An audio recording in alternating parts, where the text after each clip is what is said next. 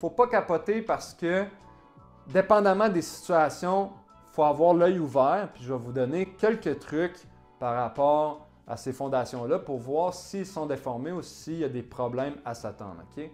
Pour moi, une maison que c'est un vide sanitaire qui a une fondation de bloc, c'est moins problématique qu'un sous-sol avec des blocs, simplement parce que plus que tu es profond, plus que tu vas avoir d'eau proche de la fondation, plus que tu vas avoir une poussée par rapport au sol. Plus que tu es profond, plus que le sol va pousser sur la fondation, plus que tu risques d'avoir des fissures et compagnie qui vont occasionner infiltration d'eau, qui vont occasionner de la condensation, de l'humidité, qui va faire de la moisissure, qui va faire un gros paquet de problèmes. Okay?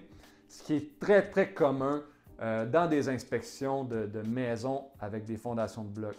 Finalement, pourquoi c'est problématique, ces fondations-là? C'est parce que c'est plein de morceaux mis ensemble. Fait que c'était économique à installer, c'était facile à installer, mais dans le temps, souvent, il n'y avait même pas de drain français. Le drain français qui sert à évacuer l'eau qui se retrouve à l'extérieur de la fondation pour limiter l'effet de poussée du sol créé par le gel-dégel dans le sol. Okay?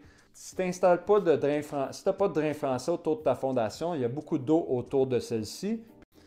Fait que si tu as de l'eau, ben, il va y avoir un mouvement de gel, ce qui va défaire, ce qui va désolidariser les blocs.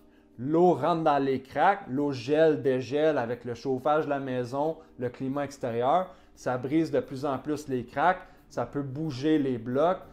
Fait que le but de la fondation, c'est qu'il n'y ait aucun mouvement. Puis ces fondations-là sont simplement pas adaptées. Okay?